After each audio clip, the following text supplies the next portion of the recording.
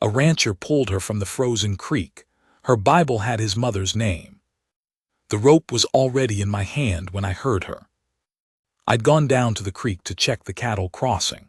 Ice had been sheeting over it since Tuesday, and I'd lost a heifer there 2 winters before, went through the crust in the dark, couldn't get her footing back. I wasn't thinking about anything except whether the crossing would hold through the week, maybe salt the bank edges where it got slick near the rocks. I had the coil of rope looped over my shoulder out of habit, the way a man picks up his hat before he goes outside even if there's no sun. Just something you carry. The sound she made wasn't a scream.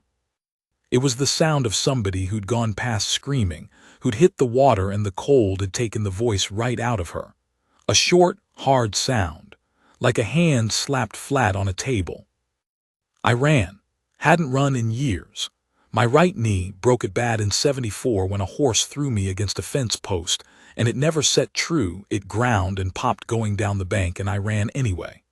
She was maybe 40 yards downstream, hung up against a deadfall log that jutted from the bank, the current pulling at her legs, her hands locked onto the bark so hard the knuckles were white from 10 yards away.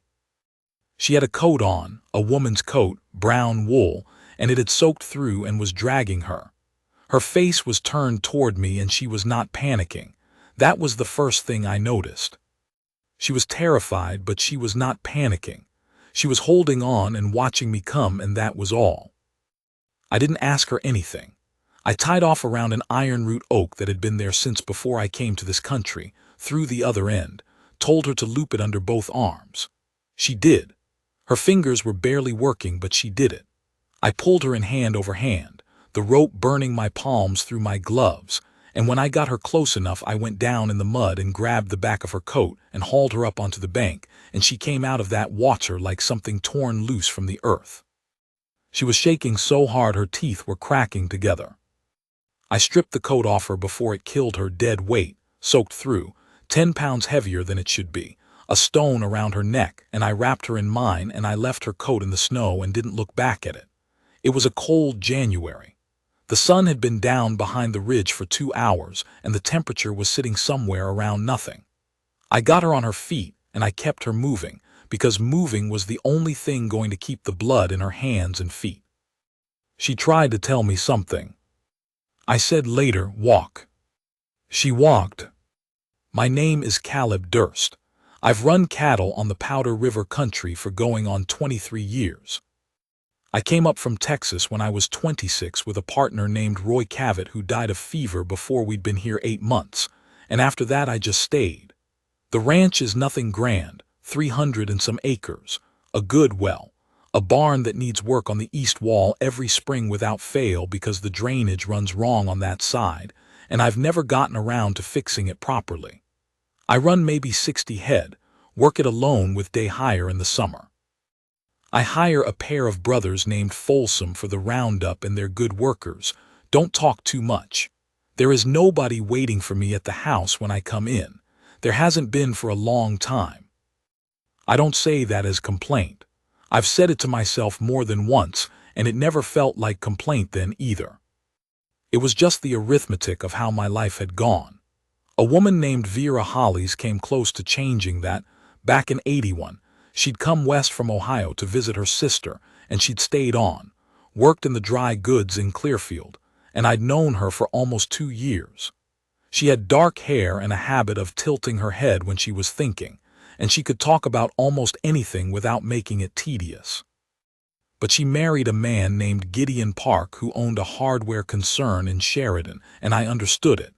I understood it the way you understand cold. It just is what it is. He could offer her a life I couldn't, and she was practical, and practical is not a character flaw. I never held it against her. What I mean is, I was not a man who expected company. I had gone a considerable stretch of years without anything at the house that needed tending except the stock and the stove and whatever needed fixing that week.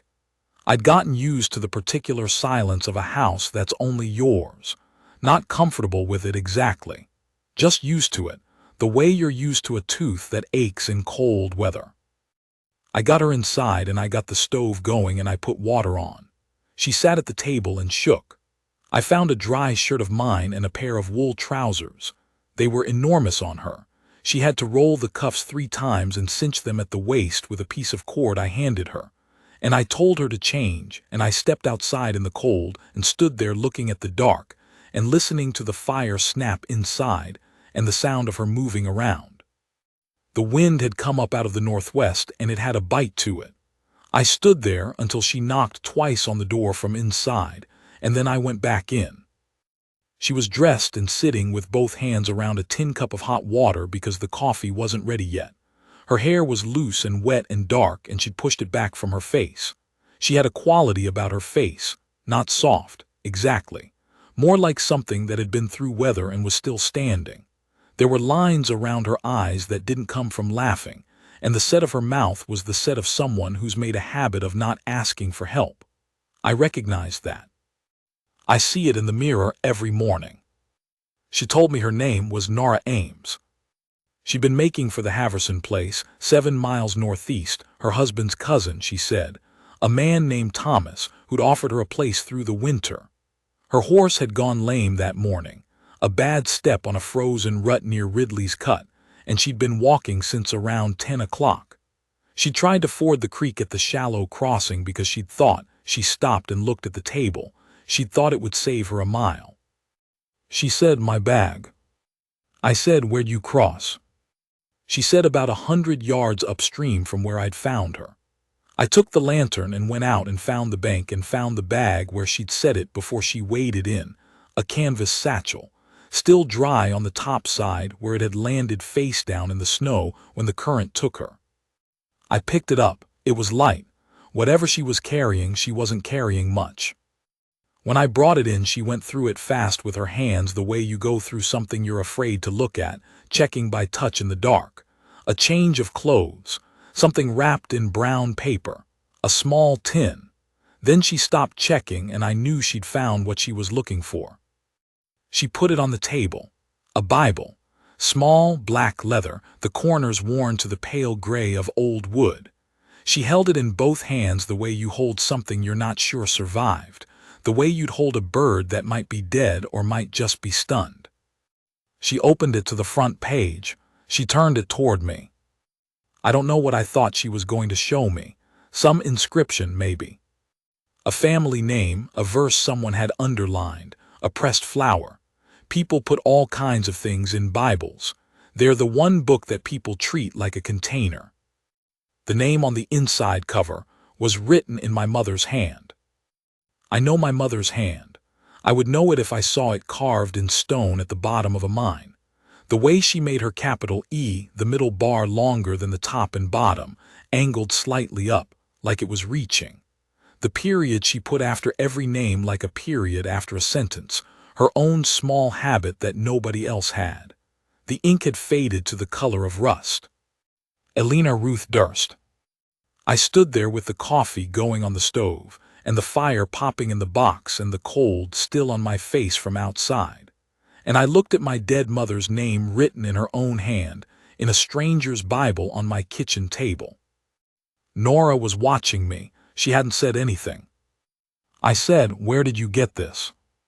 She said, "It was my mother's. She died in the spring of '78. I've had it since then." I said, "The name in the front." She looked at it again. She said she'd never known whose name it was. Her mother had never said. She'd had the Bible as long as Nora could remember, and the name had always been there, and her mother had never spoken of it, and Nora had thought. She'd always thought it was some woman her mother had known once before. Or maybe it had been someone else's Bible before her mother owned it, passed along, the way things get passed along. She'd never tried to find out. There had always been something else to do. I pulled out the chair across from her and sat down. My mother's name was Elena Ruth Durst. She died in the winter of 1869 in Kansas when I was 12 years old. She got sick in November, a fever that came on fast, the kind that takes people before they have time to understand they're in trouble, and she was gone before Christmas. My father didn't speak of it after. He was a man who kept his grief internal, the way some men keep their money, locked up where nobody could touch it, including himself. We moved the following spring. There was no grave to go back to, or if there was one, I've never been able to find it. I have 3 memories of her that are clear. Everything else has gone soft at the edges, the way old photographs go when the chemicals weren't quite right. But 3 things are sharp still. The sound of her singing while she hung laundry. She didn't sing hymns. She sang the ordinary songs people used to sing, the ones everybody knew, and she sang them quietly like she wasn't performing but just filling the air around herself. A particular way she smelled. Cedar, from the chest where she kept the good linens, and something that might have been vanilla, though I could never figure where that came from. And her handwriting on a letter she wrote to her sister back east that I found in her sewing basket and read when I wasn't supposed to. The letter was about nothing remarkable. That was what stayed with me. A good harvest that year, a neighbor named Court who'd built a new barn, a woman down the road whose baby had come early but both were fine, the weather, ordinary things. But she'd written them with such care, like each fact was worth something, like she was building something out of the everyday and didn't want to lose a piece of it. I was 12 and I didn't understand that then. I understood it later. I sat at my own kitchen table with her name in my hands, and I did not know what to say or do with myself. Nora said, "Are you all right?" It wasn't quite a question. It was the thing you say when you already know the answer isn't yes, but you want to give the other person the room to decide how to answer. I said I didn't know. That was the honest answer. She stayed 3 days. The Haverson place was 7 miles in good weather, and this wasn't good weather. The temperature dropped overnight, and by morning there was new snow coming in from the north, heavy and wind-blown, and even if her horse had been sound, it would have been a fool's errand. I told her she could have the back room. I'd been using it to store fence supplies, a spare wheel for the wagon, 2 crates of things I kept meaning to go through and hadn't. We shifted boxes. I found a mattress tick that wasn't too badly flattened, and I stuffed it with fresh straw from the barn, and it was decent enough. I will say this, I'm not a man who finds the presence of another person easy. 23 years alone will do that. You get your patterns set in a certain way, and after a while those patterns stop feeling like patterns and start feeling like the natural order of things. You know where everything is. You know the order you do things in the morning. Stove, water, boots, out to the barn, back, coffee.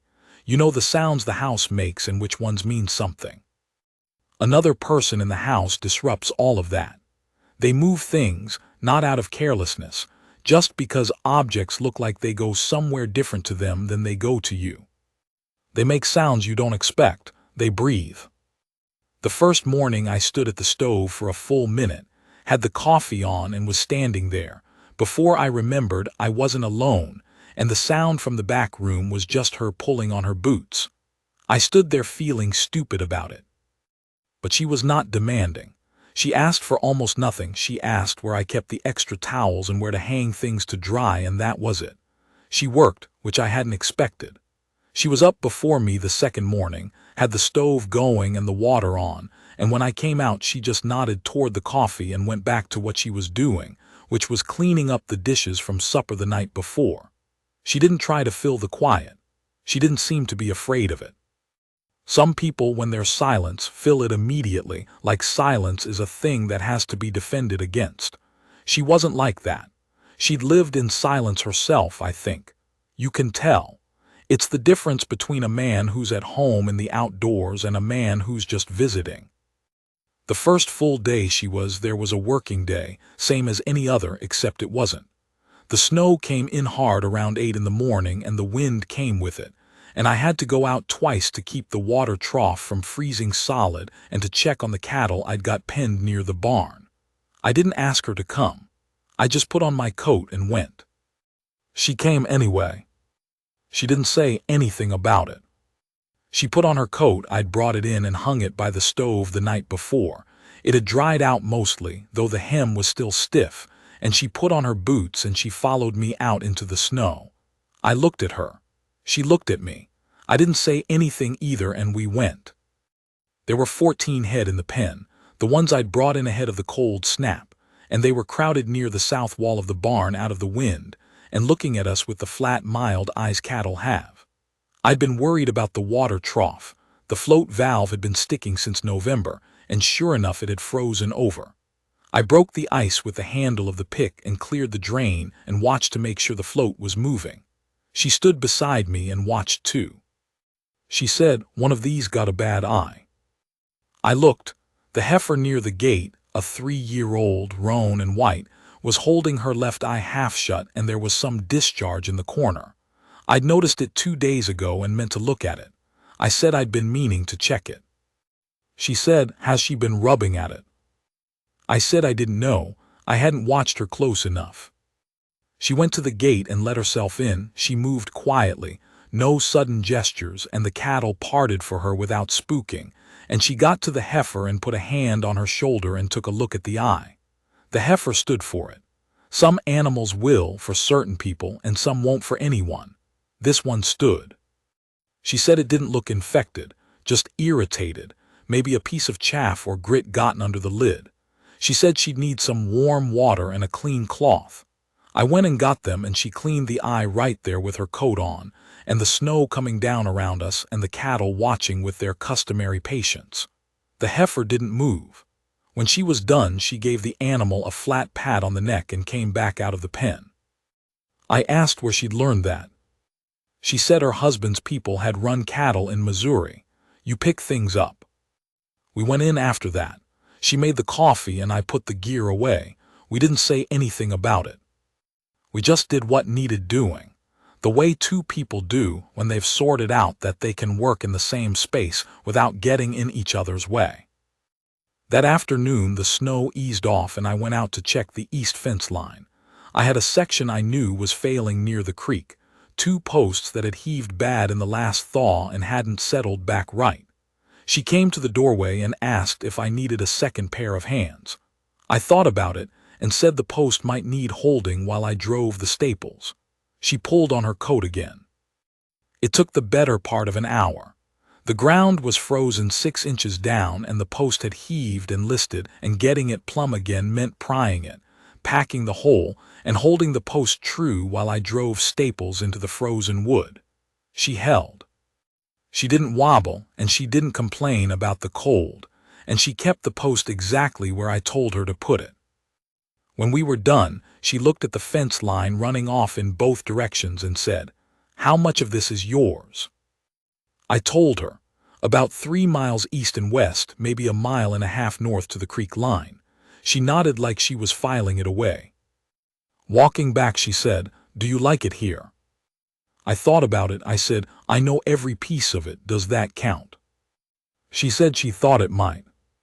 On the second afternoon, while the snow was still coming down and we'd done what could be done inside, she'd mended a pair of my work pants without being asked, found the needle and thread in the tin on the shelf, done it well. We sat at the table and she told me about her husband. His name had been Daniel Ames. They'd met in Missouri and come west together when she was 22. He'd been a good horseman, she said, careful and patient with animals, the kind of man who spent time getting a horse's trust before he asked anything of it. He'd been breaking a young roan in September. The horse had gone sideways coming down a slope, and there was nothing he could have done, and there was nothing anybody could have done. She said it simply, with the flat tone of a thing that's been recited enough that the recitation itself is now separate from the grief. The grief was somewhere else, stored away. The words were just the record. She said they'd had 6 years together. She said it had been a good 6 years. She looked at the table when she said it. I said I was sorry. She said, "What about you?" It wasn't nosy. It was a straightforward trade, the kind of honest exchange two people make when they're being square with each other. I told her about Vera. Not much, just the shape of it, how long, why it ended the way it ended. I told her about Roy Cavett, my partner, the fever. I told her that I'd been on my own for a considerable time and that I'd stopped being surprised by it. She said, "Does that mean you're all right with it, or does it mean you've just gotten used to it?" I thought about that. I said I wasn't entirely sure there was a difference. She looked at me for a moment. She didn't say anything, but there was something in her eyes that wasn't pity. I'd have stiffened at pity. It was more like recognition, like she understood the answer from the inside. That evening I cooked. I'm not a fancy cook, but I'm a competent one, which is all that matters when you're cooking for yourself through a Wyoming winter. Beef stew, mostly, the same beef stew I make every time I make beef stew. There's no particular variation I've ever found that improves on the original. Salt, carrots, what potatoes I had left, the last of the onions. She sat at the table and she watched me cook without commenting and without offering to help, which I appreciated. When a man's been cooking in his own kitchen for 20 years, he doesn't necessarily want direction. When I set the bowl in front of her, she said, "Thank you, Caleb," and I noticed she used my name, just natural, like she'd always used it. It hit me somewhere I didn't expect. I ate the stew, she ate hers, we were quiet. After a while she said, "You said you moved after your mother died. Where'd you go?" I said south and then east and then south again. My father had been looking for something, I think, or looking to stop thinking about what he'd lost, and the two things looked the same from the outside. We ended up back in Texas where his people were. I'd grown up in Texas mostly, then Kansas for 5 years, then Texas again. I said it felt now like a country that belonged to someone younger than I was. She said, "Do you think about going back?" I said I used to. I said I didn't so much anymore. She looked at her bowl. She said, "I think about Missouri sometimes, not to go back just the way it was." I said I knew what she meant. She looked up at me. She said, "I don't think people know what they're carrying until someone asks them about it." She said it quietly, not like she was being wise about it, just like she'd thought it through, and that was where the thought had come out. I said, "I suppose not." After supper, I washed the dishes. She dried them without asking whether I wanted help with that part. We put things back where they went. The house was warm and the dark outside was solid dark, not a light anywhere, and the wind had laid off for the first time in 2 days. On the second evening, late, after the dishes were done and the fire had burned down to a good working bed of coals, and I'd put 2 pieces on, and the room was warm and close, she took out the Bible again. She set it on the table between us and opened it to the front page, and we both looked at the name. She said, "Tell me about her." I said, "There's not much to tell." She said, "Tell me anyway." So I told her. I told her the 3 things I knew clearly: the laundry singing, the cedar and vanilla smell, the letter I'd read in her sewing basket. I told her about Kansas and the November she got sick and the way fever moves through a family, slow at first and then all at once. I told her about being 12 and not understanding yet that there are things that don't come back. I told her about my father, who had never said her name out loud after she died, not once that I heard, and what that had been like to grow up alongside. I told her about the letter, what was in it, the neighbor's barn and the early baby and the good harvest. I said she wrote like things mattered, the ordinary things. Nora was quiet for a moment. She said, "That's a good way to be." She ran her thumb along the edge of the Bible's cover. She said, "My mother never talked about where she came from. Kansas, I think, or maybe further south. She had a certain accent she never quite lost, a flatness in some of her vowels. She came west in 62 or 63, I don't know exactly. She was already carrying me when she arrived. She never talked about my father, not once." She looked at the name on the page. She said, "I don't know how she had this. I don't know who gave it to her, but she kept it every year of her life until she died, and it was the first thing she put in any bag when we moved, and we moved 4 times. Whatever it was to her, it wasn't nothing." We sat with that. I said, "You think they knew each other?" She said, "I think somebody gave your mother's Bible to my mother, and she kept it for 20 years and then gave it to me, and I've been carrying it for another 18 years without knowing why." She paused. "And now I'm sitting at the table of a man named Durst." I said, "That's a hell of a thing." She said, "Yes, it is. There's a thing that happens sometimes when you talk long enough into a winter night. The house gets smaller. Not uncomfortable, just close. Like the walls ease in and the fire gets brighter and the rest of the world outside gets further off and less consequential. I've felt it alone sometimes on a bad night when the wind is going hard and the cold is serious and the house is the only warm thing in 100 miles of dark. But I'd never felt it with another person there. Or maybe I had, a long time ago, and forgotten what it was like. We talked past 10 o'clock, which I hadn't done in years. I don't think I've talked that much in a single stretch since Roy Cavett was alive, and Roy had been a talker, the kind of man who could keep a conversation going on his own if he needed to. This was different. Neither of us was keeping anything going. It just went because it went. She told me about her mother, a woman she described as private but not cold, capable but not hard, someone who kept her own interior life to herself, but gave a great deal of her exterior life to the people around her. She said her mother had been the kind of person who remembered what you'd told her 3 months ago and asked about it today, like the details of other people's lives were worth filing. She said it was a quality she'd tried to cultivate and found harder than it looked. I told her more about Roy. He'd been a funny man, genuinely funny in the way that only certain people are, not the kind who tells jokes but the kind who finds the wrong thing in a serious moment and can't help pointing it out. He'd once laughed at the wrong time during a negotiation with a cattle buyer, and we'd nearly lost the contract and I'd been furious for a week. And it was still the story I told about him when I thought about him, which meant I'd forgiven it entirely. She laughed at that, a real laugh, not a polite one, her head going back a little. I said it was the first time I'd told that story, and had someone laugh in exactly the right place. She said, most people probably take the buyer's side. I said, they do. She said, but he was right that it was funny. I said he was always right about that. That was the problem. We sat with that for a minute. The fire had gone to coals and I let it go for a while. She told me about Missouri before she came west.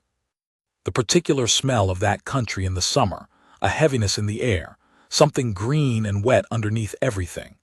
The sound of the river at night when the window was open. How you miss strange things when you go somewhere new. Not the important things because those you take with you, but the specific small things. The angle of afternoon light through a particular window at a particular time of year.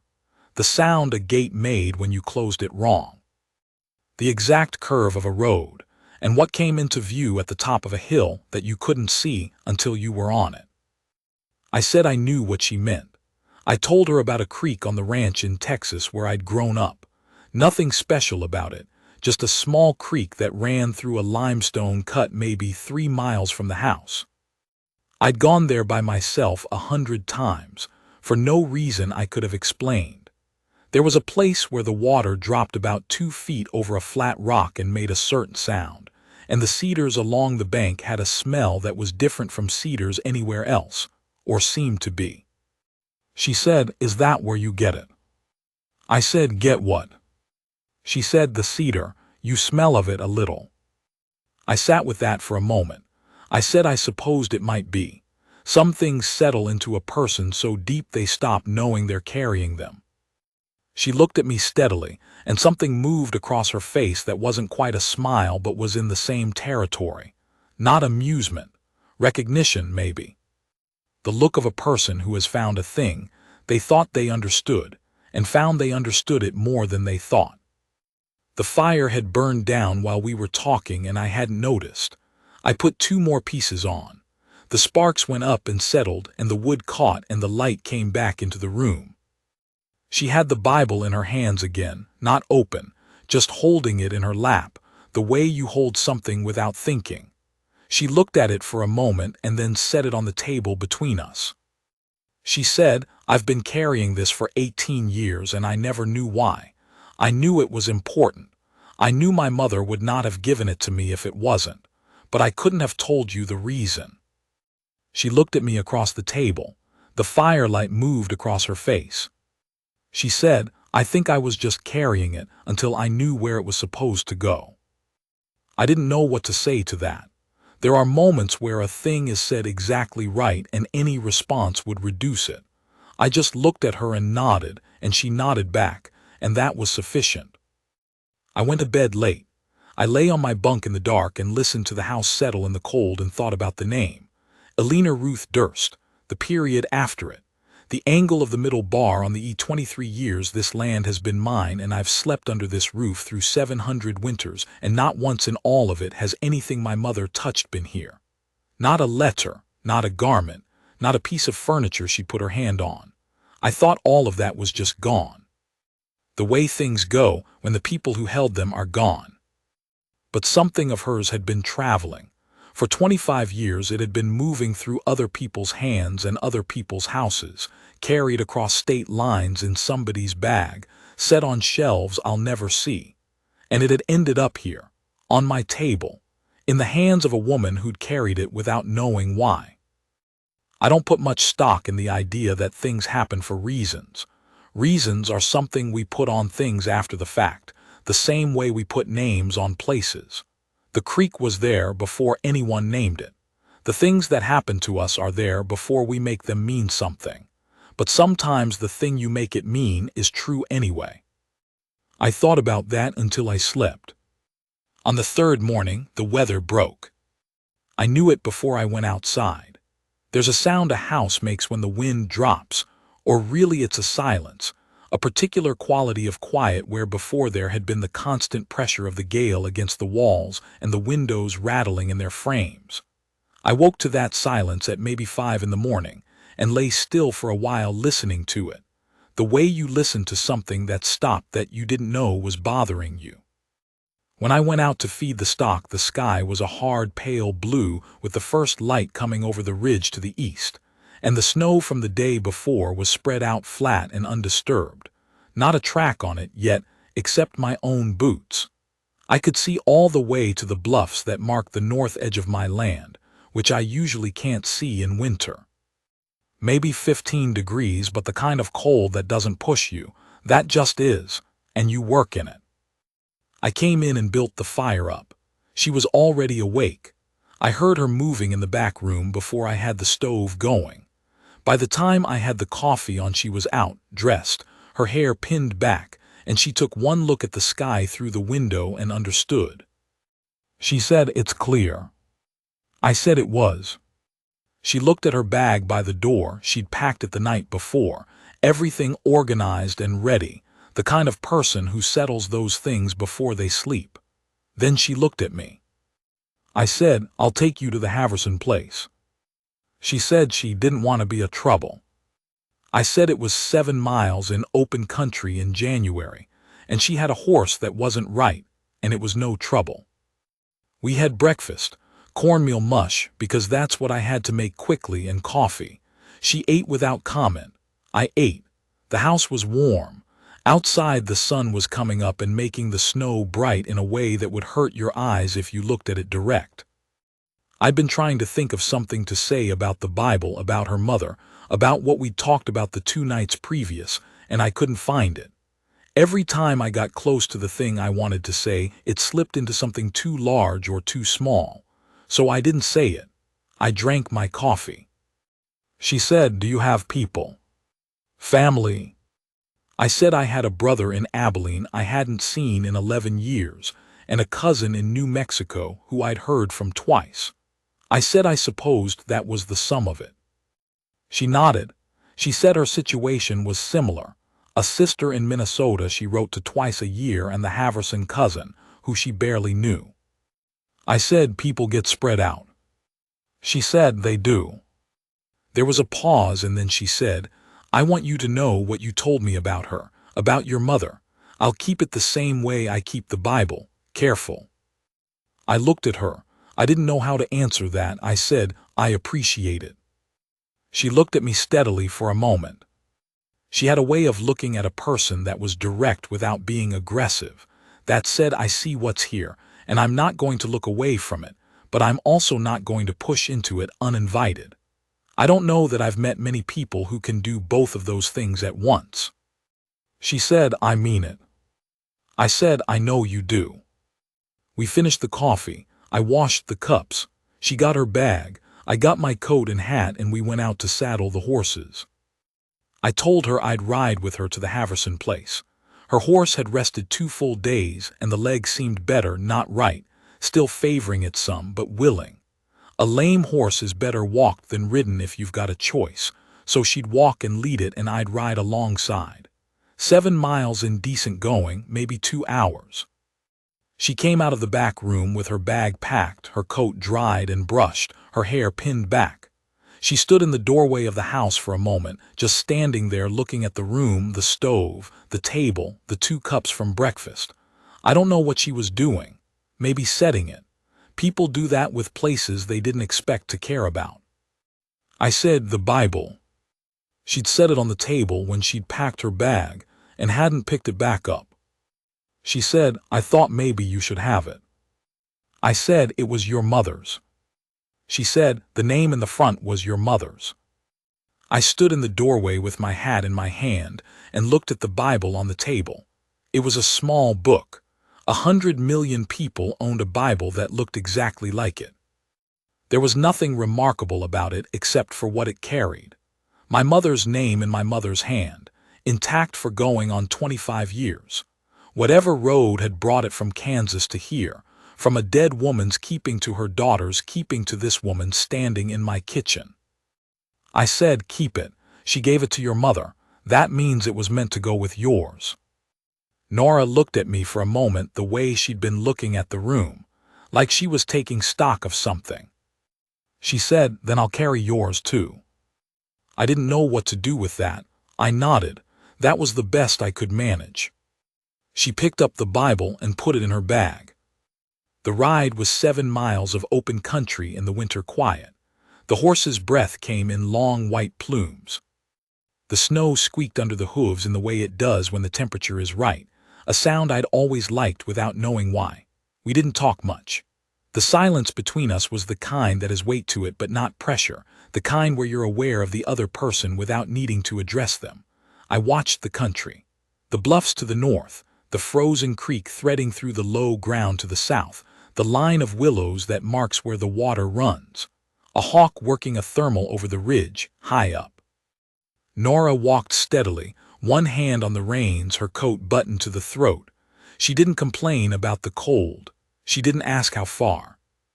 Halfway there she said, "Do you know the Haverson family?" And I said I knew Thomas by sight.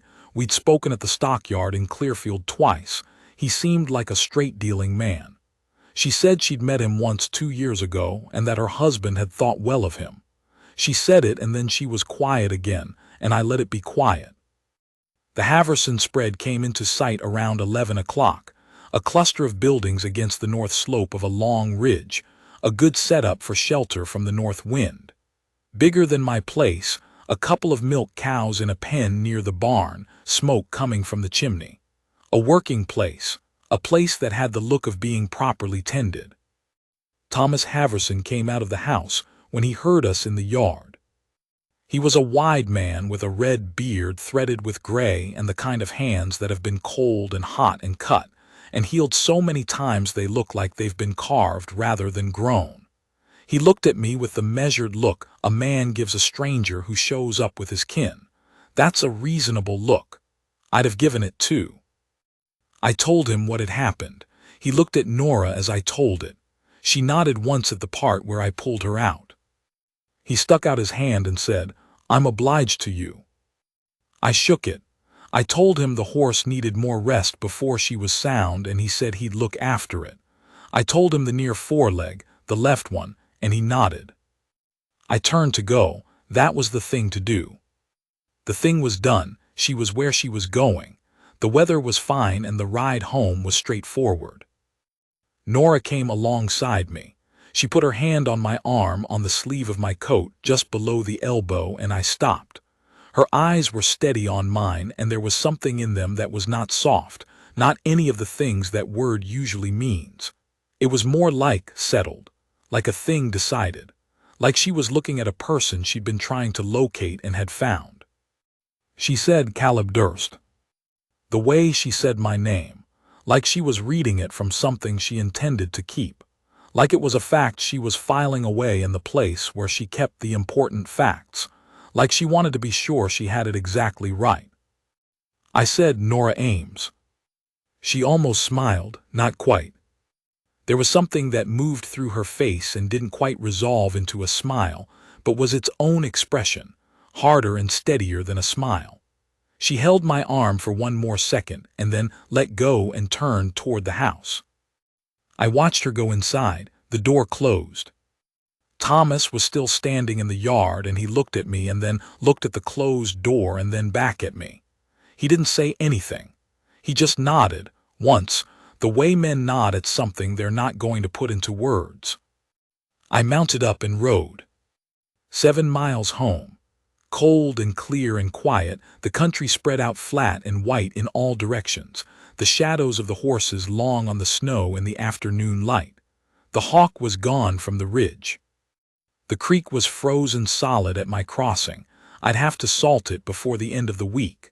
My knee was aching the way it aches when the temperature drops below 15, a grinding that starts on the ride and doesn't quit until I've been by the stove for a while. The east wall of the barn needed work.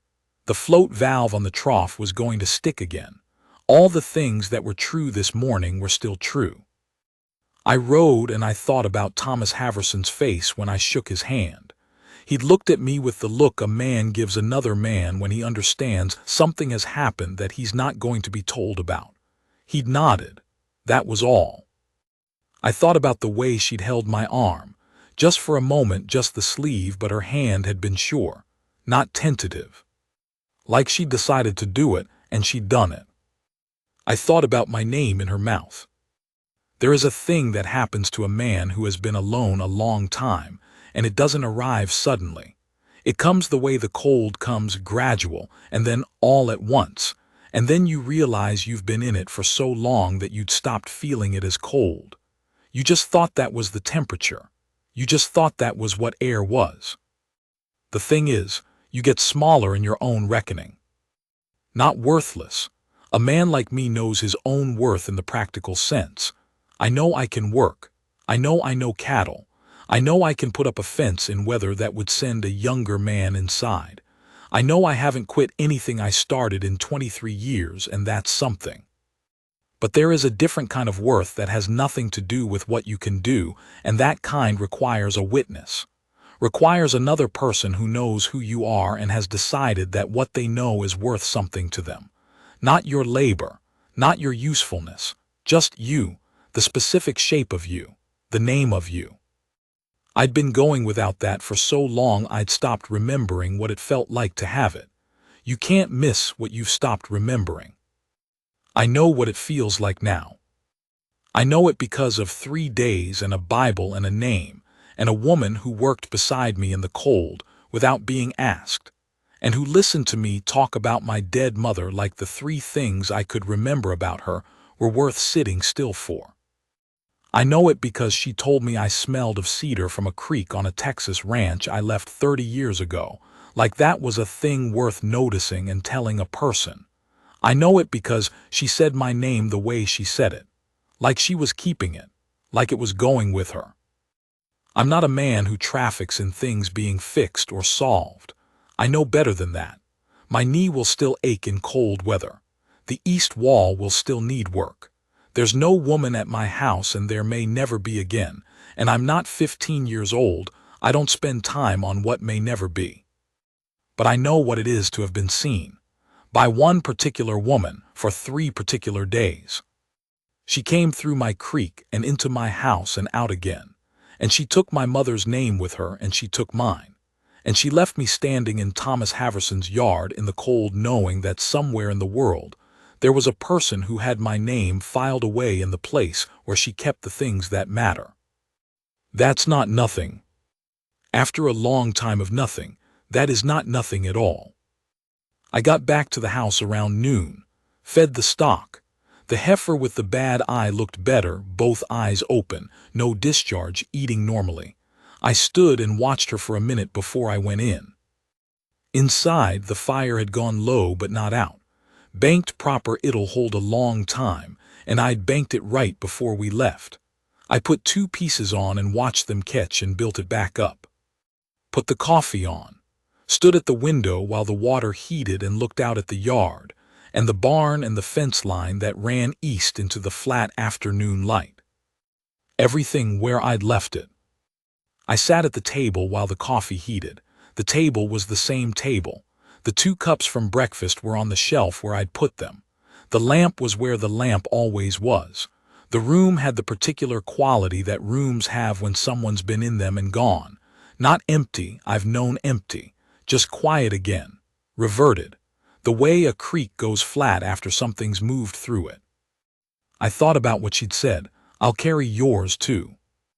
My mother's name in a Bible that had traveled 25 years across half a continent to end up on my kitchen table, and then left again. Going with this woman to the Haverson place, and from there to wherever her life went next. Carrying a name she hadn't known the weight of and now did. Carrying my name alongside it, which she'd said she would and which I believed. There's something in that I don't have a clean word for. Something that sits between strange and right, in the place where the 2 things overlap. A woman I didn't know 3 days ago knows more about me now than most men I've worked alongside for years. She knows about Roy and about Vera and about a creek in Texas and about 3 things I carry from a dead woman who was my mother. She knows how I cook and that I smell of cedar and that I'll go out in a blizzard without being asked and come back in without making anything of it. She knows my name like she means to keep it. And I know hers. I know she's practical without being hard. I know she holds a horse's head quiet and a fence post true. I know she laughs at the right moment. I know she keeps a Bible for 18 years without knowing why, and that's a kind of faithfulness that doesn't require a reason. I know she looked at me across a kitchen table in a Wyoming winter and saw something worth looking at and didn't look away. The coffee was ready. I poured a cup and sat back down. Outside, the snow was bright in the noon light, beginning to soften at the edges where the sun hit the south-facing slopes. The creek was frozen. The hawk was back on the ridge, working a long, slow circle. The country was doing what it does, vast and cold and old, same as before we were here and same as after. I put both hands flat on the table. The wood was smooth from years of use, worn in the way things get worn when they've been touched a lot. I sat there with the coffee going warm against my palms, and I let myself think about 3 things I know clearly. A woman singing by the laundry, the smell of cedar and something like vanilla, handwriting in a letter about a good harvest and a neighbor's new barn, and then I let myself add a 4th. The way a name sounds when someone says it like they're keeping it. The fire was good, the coffee was good.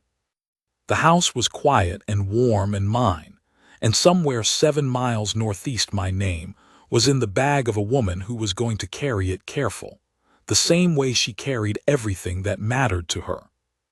I sat there a while. I was all right.